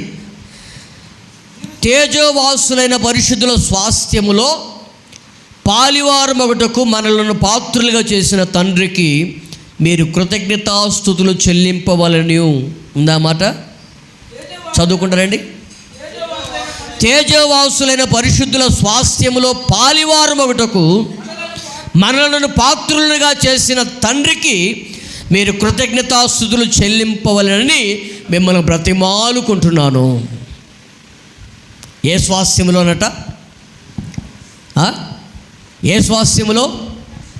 తేజవాసుల స్వాస్థ్యములో పాలు పంపులు పొందుటకు మనకు అనుగ్రహించినటువంటి దేవాది దేవునికి కృతజ్ఞతాస్తుతులు చెల్లించవలను. తేజవాసుల స్వాస్థ్యం అంటే మానవ మాతృలు నిమిషము కూడా నివసించలేనటువంటి ఒక పరిశుద్ధ పట్టణములో నివసించగలిగేటువంటి ఒక గొప్ప ఆధిక్యత, ఆ గొప్ప ధన్యత దేవుడు మనకు అనుగ్రహించాడు. హల్లెలూయా. ఎందుకు పనికిరాని వారం, ఎన్నికలేనటువంటి వారం, ఏ క్షణమున ఏమవుతుందో తెలియనటువంటి వారం. ప్రియ దేవుని బిడ్డలారా, ఇటువంటి పరిస్థితుల్లో మనం దేవునిని మనల్ని పక్కన పెట్టి చూసుకుంటే ఆయనలో ఏ విషయంలో కూడా మనం దేనికి ఎన్నికలైనటువంటి వారం. అటువంటిది ఆయనతో పాటుగా ఆయన ఒడిలో కూర్చోగలిగేటువంటి సమరూపమైనటువంటి ఆ గొప్ప ధన్యత దేవుడు మనకు అనుగ్రహించినట్టు ఎంత గొప్ప భాగ్యము. ఆలోచన చేశారా?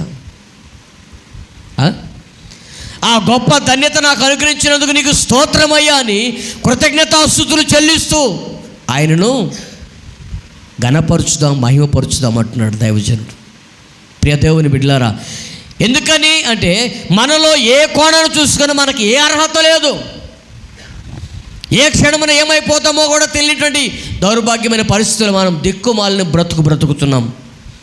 అటువంటి మన జీవితాల్లో దేవుడు ఏమనుగ్రహించాడంట?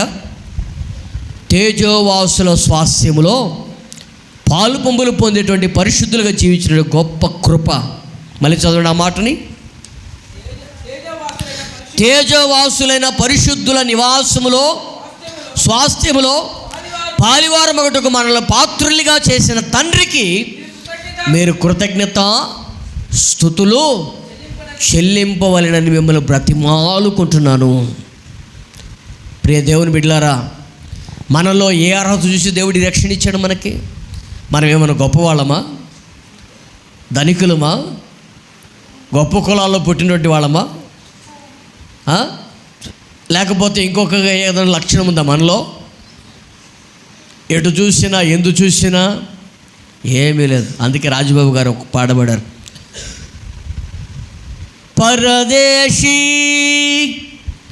ఓ పరదేశీ, ఎటు చూసిన ఎడారులే, ఎండిపోయినా ఎండమాములే, ఎటు చూసినా ఎడారులే, ఎండిపోయినా ఎండమాములే. ఆ పదాల్లో చరణాల్లో ఏమిటి తెలుసా? అందగాడివైనా ఆటగాడివైనా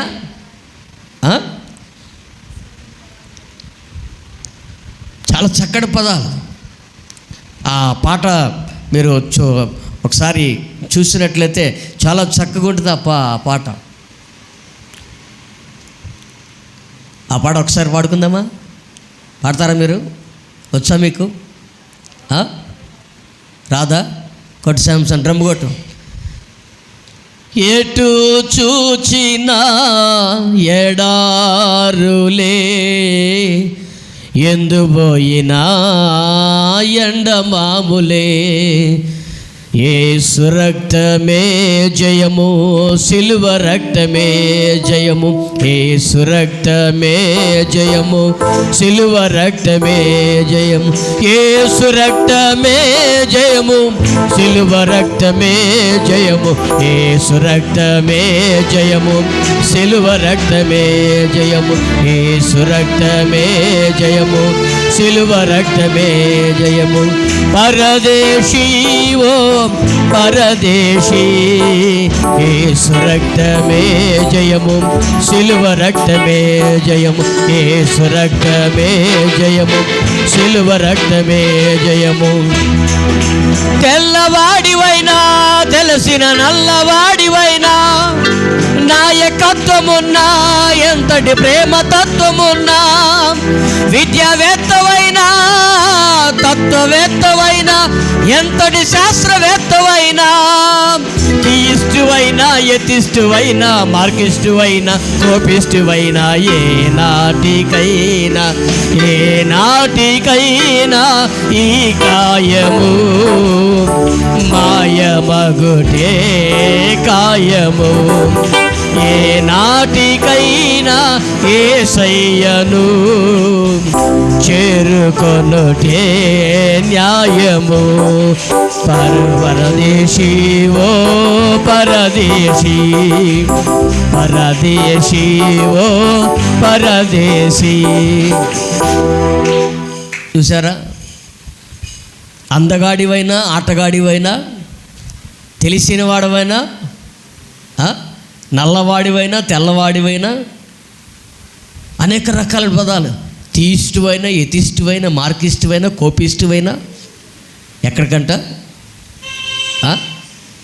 ఏనాటికైనా ఈ కాయము మాయమే. కాబట్టి బ్రతికున్నటువంటి మనం ఏం చేయాలి? దేవునికి కృతజ్ఞతాస్తుతి చెల్లించాలి. హల్లెలూయా, హల్లెలూయా.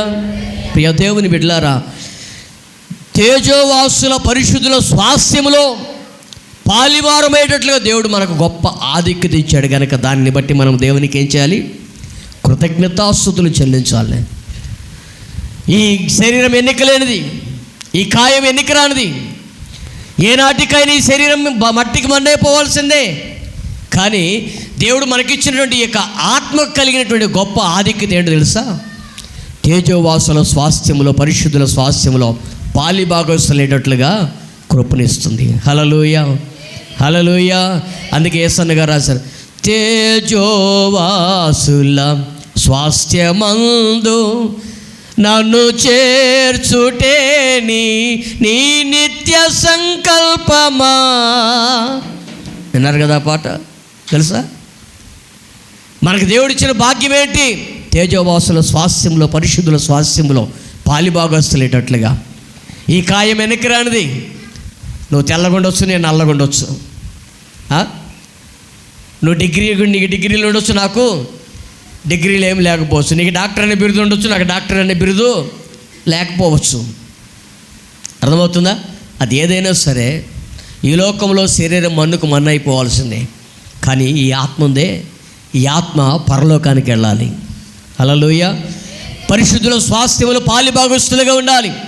కాబట్టి ప్రభువా నా ఆత్మను రక్షించు అని ఆత్మ రక్షణ కొరకు మన పిల్లల కోసం మనం ప్రార్థన చేస్తూ ఆ తేజోవాసుల స్వాస్థ్యంలో పాలిభాగస్తులేటట్లుగా కృపదయ చేయని ప్రార్థన చేయాలి. ప్రియ దేవుని బిడ్డలారా, గత రాత్రి 9 గంటలప్పుడు మాకు ఫోన్ వచ్చింది. ఏంటి తెలుసా? పాస్టమ్ గారి మేనత్త గత రాత్రి 9 గంటలప్పుడు చనిపోయింది. పాస్టమ్ గారి మేనత్త. అందుకే పాస్టమ్ గారు ఈరోజు మీ మధ్యలో లేరు. తెల్లవారుజామున వెళ్ళిపోయింది. ఆమెకి విచిత్ర విషయం చెప్పనా? గత 2 వారాల క్రితం మేము వెళ్ళాం కదా. మేము వెళ్ళి ఆమెకి మా కబురు చెప్దామని చెప్పేసి వెళ్ళినప్పుడు మంచంలో పడుకొని ఉంది. ఏం జరిగిందని చెప్పేసి మా బంధువులను అడిగితే ఏదో లివర్ డ్యామేజ్ అయిందని చెప్పేసి ఏదో చెప్పన్నారు. ఆమె పుట్టినప్పటి నుంచి ఇన్ని సంవత్సరాల్లో అనారోగ్యం అనేది ఆమెకు తెలియదు. కనీసం జ్వరం కూడా ఆమెకు వచ్చిన పాపం లేదు. జ్వరం కూడా రాలేదు ఆమెకి ఇంతవరకు. చక్కటి ఆరోగ్యవంతురాలు. 4 అక్కా చెల్లెళ్ళు, 5 అన్నదమ్ములు వాళ్ళు. ఆ 4 అక్కా చెల్లెల్లో ఈమె చక్కటి ఆరోగ్యవంతురాలాగా ఉండేది. ఏ బలహీనత ఆమె దరిదాపులోకి రాలేదు. కానీ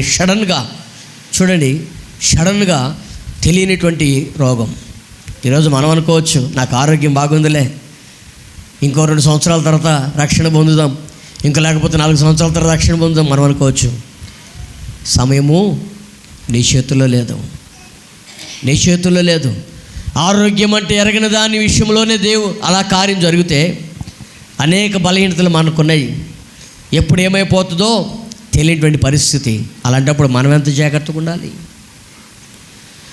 దేవుడు మనకిచ్చినటువంటి గొప్ప ఆధిక్యత, హక్కు ఏంటంటే తేజోవాసుల స్వాస్థ్యంలో పాలిభాగస్తులేటట్లుగా దేవుడు కృపిస్తున్నాడు. హల్లెలూయా. చివరికి ఇంకొక మాట చెప్పి నేను ముగించేస్తాను. చదవండి 2వ తెస్సలోనికీయులకు రాసిన పత్రిక 2వ అధ్యాయం 13వ వచనం. ప్రభువు వలన నియమింపబడిన సోదరులారా, ఆత్మ మిమ్మల్ని పరిశుద్ధపరచుట వలనను మీరు సత్యమును నమ్ముట వలన రక్షణ పొందుటకు దేవుడు ఆది నుండి మిమ్ములను ఏర్పరచుకొనెను గనుక మేము మిమ్మల్ని బట్టి ఎల్లప్పుడూ దేవునికి కృతజ్ఞతాస్తుతులు చెల్లింపబద్ధులమై ఉన్నాము. సహోదరులారా, ఆది నుండి మీరు ప్రథమ ఫలముగా ఉండుట కొరకు నిర్ణయింపబడినటువంటి దేవుని పిల్లలు. మీరు ప్రథమ ఫలముగా ఉండుట కొరకు దేవుడు మనల్ని కొన్నాడు. ఆయన నిర్ణయించాడు కనుక ఈరోజు మనం దేవుని సన్నిధికి వచ్చాం. ఈ ప్రథమ ఫలముగా ఉండేటువంటి ఈ గుంపులో మిమ్ముని బట్టి దైవ సేవకులుగా మేము దేవునికి కృతజ్ఞతాస్తుతులు చెల్లింపబద్ధులమై ఉన్నాము. హల్లెలూయా, హల్లెలూయా. ప్రతిరోజు ఉదయాన్నే లేచి మిమ్మల్ని బట్టి కృతజ్ఞతాస్తుతులు చెల్లించే అనుభవం మాలో ఉండాలి. ప్రతిరోజు ఉదయాన్నే లేచి మిమ్మల్ని బట్టి కృతజ్ఞతాస్తుతి, పండుకునే ముందు కృతజ్ఞతాస్తుతి, ఏ సమయంలోనే కృతజ్ఞతాస్తుతి, ఎప్పుడు పిలిస్తే అప్పుడు వచ్చి మీ కొరకు ప్రార్థన చేసి మిమ్మల్ని బట్టి దేవునికి కృతజ్ఞతాస్తుతి చెల్లించేటువంటి ఆ అనుభవం ఒక దైవ సేవకులుగా మాకు ఉండాలి. హల్లెలూయా. దానికే మేము బద్ధులమై ఉన్నాం. ప్రియ దేవుని బిడ్డలారా, మీరెవరో కాదు, మీరు మా పిల్లలు. తండ్రి తన కోసం, తన పిల్లల కోసం ఎలాగో ప్రాణం పెట్టాడో అలాగా మేము మీకోసం ప్రాణం పెట్టబద్దులమై ఉన్నాం. దేవునికి స్తోత్రం. హల్లెలూయా, హల్లెలూయా. పోయిన శుక్రవారం రోజే ఆవుకు వెళ్ళి వచ్చిన తర్వాత రోజు సాయంత్రం హుస్సేన్ ఫోన్ చేశాడు నాకు. దయ్యమ్మ తల్లి వాళ్ళ కొడుకు. అయ్యా, ఇంట్లో ఎవ్వరికి బాగలేదు, రండయ్యా ప్రార్థన చేతురన్న. సరే వస్తున్నాడు అయ్యా, కొంచెం వేరే చోట ఉన్నా, నేను వచ్చిన దాకా వస్తానన్నా. వెంటనే హుస్సేన్ ఏమన్నా తెలుసా, అయ్యా మీరు రావటానికి చలి పుడుతుంది, మేమే కారు వేసుకొని వస్తాం, లేకపోతే మేమే ఏదో ఒకటి ఆటో వేసుకొని వస్తాం, మీరు ఇంటికాడ ఉండండి, మేమే వస్తామంటే నేను ఒకటే మాట అన్నాను, నేనే వచ్చి ప్రార్థన చేస్తాను, మీరు ఏం భయపడాల్సిన అవసరము లేదు. హల్లెలూయా. ఆ రోజు రాత్రి వచ్చాను, వాళ్ళ ఇంట్లో కూర్చొని ప్రార్థన చేశాను. దేవుడు వాళ్ళకి మంచి ఆరోగ్యం అనుగ్రహించాడు. హల్లెలూయా, హల్లెలూయా. ప్రియ దేవుని బిడ్డలారా, అంత అవసరమైతే అర్ధరాత్రి అయినా సరే మేము వెళ్ళి మీకోసము ప్రార్థన చేసి మిమ్మల్ని పరామర్శించే బాధ్యత మేము తీసుకోవాల్సిన వారమై ఉన్నాం. హల్లెలూయా, హల్లెలూయా. ఆ బాధ్యత దేవుడు మా మీద, మా గుండెల మీద మిమ్మల్ని పెట్టిన్నాడు. కాబట్టి మిమ్మల్ని మేము మోయాల్సిన బాధ్యత కలిగినటువంటి వారమైన. అందుకనే పౌలు అంటున్నాడు, మాకు ప్రియులైనటువంటి పిల్లలు మీరు కనుక మిమ్మల్ని బట్టి మేము నిరంతరం ఏం చేయాలి, కృతజ్ఞతాస్తుతి చెల్లింప బద్దులమై ఉన్నాం. అంటే దానికి బద్దులమంటే దానికి తగిన వారం, కృతజ్ఞతాస్తుతులు చెల్లించడానికి కావాల్సిన బద్దులమై ఉన్నాం, దానికి తగిన వారమై ఉన్నాం. ఖచ్చితంగా మేము చెల్లించాలి. అది అపోస్తలుడైన పౌలు గారు చెప్తుంది. హల్లెలూయా. మీ అందరిని బట్టి కూడా దైవ సేవకులుగా మేము కృతజ్ఞతాస్తుతి చెల్లించాలి. మమ్మల్ని బట్టి మీరు చెల్లించాలి, మిమ్మల్ని బట్టి మేము చెల్లించాలి. దీన్నే ఏమంటారు, ఇచ్చిపుచ్చుకోవటం అంటారు. ఏమంటారు, ఇచ్చిపుచ్చుకోవటం అంటారు. పెళ్ళిళ్ళు కాదులే, కొండ మార్పిడి అనుకోవడానికి. పెళ్ళి అయితే కొండ మార్పిడి అంటారు కదా, వాస్తవేనా? మీకు తెలుసా మాట? పెళ్ళి అయితే కొండ మార్పిడి అంటారు, కానీ ఇది పెళ్ళి కాదు, దేవునికి కృతజ్ఞతాస్తుతి. కాబట్టి ఇచ్చిపుచ్చుకోవటం. మమ్మల్ని బట్టి మీరు కృతజ్ఞతాస్తుతులు చెల్లిస్తుంటే మిమ్మల్ని బట్టి మేము కృతజ్ఞతాస్తుతులు చెల్లించినట్టు ఆ కృప దేవుడు మీకు, మాకు, మనకు దయచేయునుగాక. హల్లెలూయా. అయితే ఎవరు స్తుతి చెల్లిస్తారు? పాతాళంలో ఉన్నవారు స్తుతి చెల్లించలేరు, చచ్చిన వాళ్ళు దేవుని స్తుతి చెల్లించలేరు. గుర్తుపెట్టుకోండి, చచ్చిన స్థితిలో ఉంటే మనం దేవునికి కృతజ్ఞతాస్తుతి చెల్లించలేం. పాతాళంలో ఉన్నటువంటి వారమైతే మనం దేవునికి కృతజ్ఞతాస్తుతి చెల్లించలేం. దేవుని ఎరిగి ఉండి కూడా దేవుణ్ణి స్తుతించలేకపోతున్నామంటే అది మన దౌర్భాగ్యం.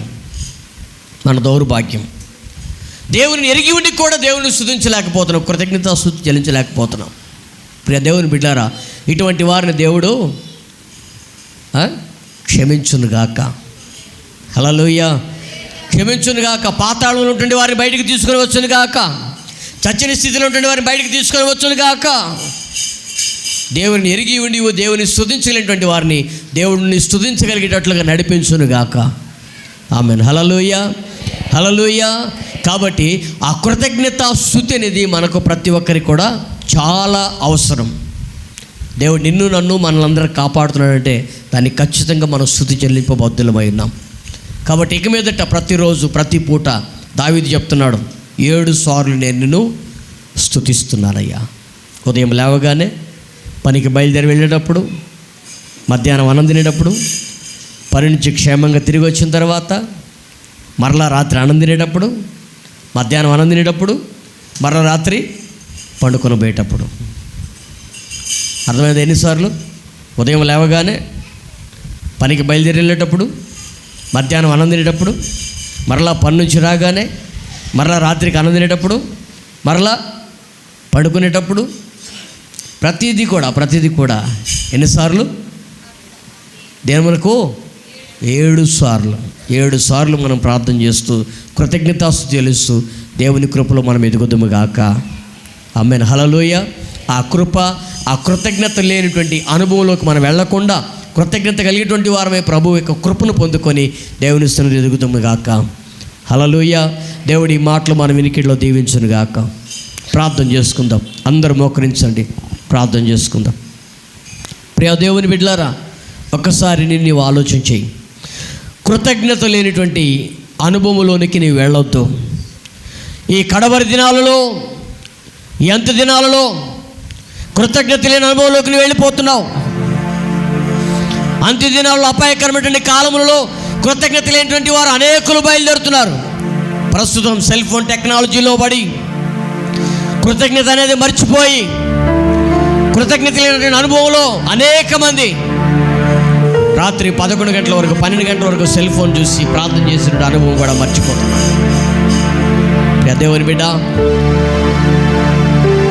దేవుడు నేర్పించిన గొప్ప సంస్కృతి, చిన్న మేలు నీ జీవితంలో జరిగిన దేవానికి స్తోత్రమయ్యా, చిన్న మేలు నీ జీవితంలో జరిగిన దేవానికి స్తోత్రమయ్యా అని కృతజ్ఞతాస్తుతులు చెల్లించగలిగినటువంటి ఆ గొప్ప లక్షణం నీకుంటే, యేసు ప్రభువారు ప్రార్థన చేసినట్లుగా నీవు కూడా ఒక చిన్న ప్రార్థన చేయగలిగితే నీ జీవితంలో ఎంత గొప్ప ఆశీర్వాదం. అది లాజరు బ్రతకలేదు, బ్రతకక మునిపే యేసు ప్రభువారు ప్రార్థిస్తున్నాడు, తండ్రి నా మనవి వినినందుకు నీకు కృతజ్ఞతాస్తుతులు చెల్లిస్తున్నాను అని. ప్రియ దేవుని బిడ్డ, ఒకసారి నీవు ఆలోచించి, కార్యం జరిగినప్పుడు దేవునికి కృతజ్ఞతాస్తుతులు చెల్లించడం కాదు, కార్యం జరగక మునిపే నా దేవుడు నన్ను స్వస్థపరిచాడు, అందును బట్టి నీకు స్తోత్రం, నా దేవుడు నా సమస్యను తొలగించాడు, అందును బట్టి నా దేవునికి స్తోత్రం, నా దేవుడు నా యొక్క వ్యాధి బాధలను తొలగించాడు, అందును బట్టి నా దేవునికి స్తోత్రం అని హృదయపూర్వకంగా నీవు దేవునికి కృతజ్ఞతాస్తుతి చెల్లించగలిగే ఆ మనసును నీవు అలవాటు చేసుకో. కృతజ్ఞత లేని హృదయం అంధకారం అయిపోతుంది. పాతాళంలో దేవునికి కృతజ్ఞతాస్తుతి కలగదు. నీవు పాతాళపు అనుభవంలో ఉంటే ఇప్పుడే పాతాళపు అనుభవం వచ్చి బయటికి రా. మృతులు దేవునికి కృతజ్ఞతాస్తుతులు చెల్లించలేరు. చచ్చిన అనుభవం నీవు ఉంటే బయటికి రా. చచ్చిన అనుభవం నుంచి బయటికి వచ్చి దేవుని స్తుతించు. దేవుని ఎరిగి ఉండి కూడా దేవుని మహిమపరచలేకపోతున్నావు. దానికి కారణం వ్యర్థమైన వాదములు వ్యర్థులైపోతున్నాం. ప్రియ దేవుని బిడ్డ, ఒక్కసారి ఆలోచన చేసుకో. నీకోసం నేను చిన్న ప్రార్థన చేయబోతున్నాను. నీతిమంతులమైతే మనం దేవునికి కృతజ్ఞతాస్తుతులు చెల్లిస్తాం. తేజవాసుల పరిశుద్ధుల స్వాస్థ్యంలో పాలివారమైనట్లుగా దేవుడు మన కృపను అనుగ్రహించాడు కనుక కృతజ్ఞతాస్తుతి మనం చెల్లించాం. ప్రథమ ఫలమై ఉన్నాము కనుక మనము దేవునికి కృతజ్ఞతాస్తుతి చెల్లించవలసిన వారమై ఉన్నాం. ఆ రీతిగా కృతజ్ఞతాస్తుతి నీవు చెల్లిస్తూ కృతజ్ఞత లేనిటువంటి అంధకారుల మధ్యలో నీవు నివసించకుండా, కృతజ్ఞత లేనిటువంటి అనుభవాలకు నీవు వెళ్ళకుండా కృతజ్ఞత అనుభవం కలిగి నీ జీవితాన్ని నువ్వు కొనసాగించు. పిల్లలకి రక్షణ లేదా? ప్రభువా, నా కుమారులకు రక్షణ ఇచ్చినందుకు స్తోత్రం. పిల్లల మధ్య సఖ్యత లేదా? ప్రభువా, నా పిల్లలకు చక్కటి సఖ్యత ఇచ్చినందుకై నీకు స్తోత్రం. సంసారంలో సరైనటువంటి సమాధానం లేదా? ప్రభువా, నా పిల్లలకు సంసారంలో సరైనటువంటి సమాధానం ఇచ్చినందుకు స్తోత్రం. గర్భఫలం లేదా? ప్రభువా, నా గర్భఫలం ఇచ్చినందుకు నీకు స్తోత్రం అయ్యా అని కృతజ్ఞతతో కూడినటువంటి ఆ అనుభవాన్ని నువ్వు నేర్చుకో. దేవుడు నీకు ఇస్తాడు.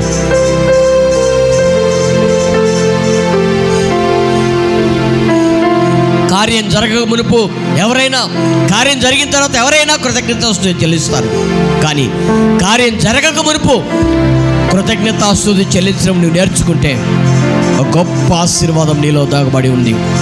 ఆ ఆశీర్వాదం నీవు అనుభవించినట్లుగా దేవుడు నీ కృపనిస్తున్నాడు. కాబట్టి నువ్వు తీర్మానంతో చిన్న ప్రార్థన చేసుకో. నీకోసం నేను చిన్న ప్రార్థన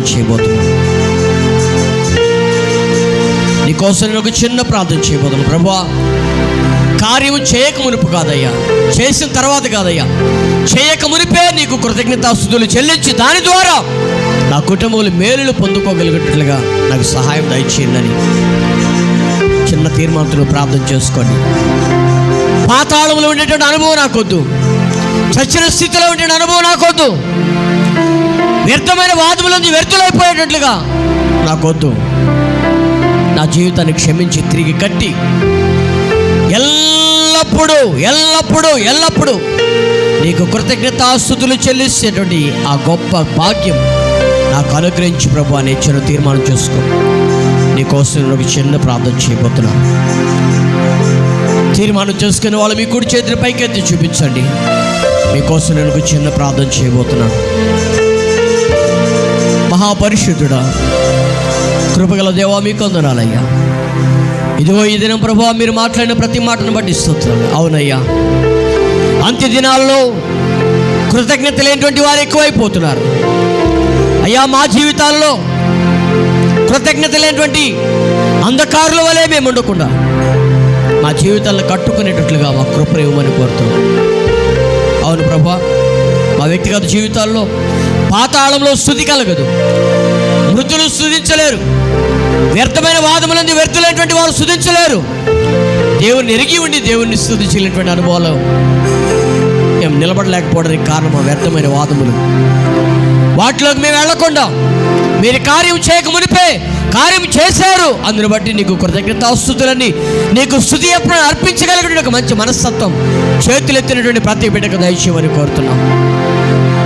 ఎవరెవరైతే ఇక్కడ చేతులెత్తి వారి తీర్మానాలను తెలియజేస్తున్నారో వారి తీర్మానాలను కూడా స్థిరపరిచి ఈ కడవరి దినాల్లో విశ్వాసపూర్ణులై ప్రతి విషయంలో నీ కృతజ్ఞతాస్తుతులు చెల్లించగలిగేటువంటి ఒక మంచి హృదయాన్ని నీ బిడ్డలమైన మాకందరికి దయచేయమని నీ కృపగల హస్తానికి మా జీవితంలో అప్పగిస్తూ యేసు నామములో అడిగి వేడుకొనుచున్నాము తండ్రి, ఆమేన్. అందరం లేచి నిలబడదాం. ఒక పాట పాడుతుండగా మన హృదయపూర్ణ కానుకలు సమర్పించుకొని చివరి ప్రార్థన ఆశీర్వాదం అని మీ కొడుకుని ముగించుకుందాం.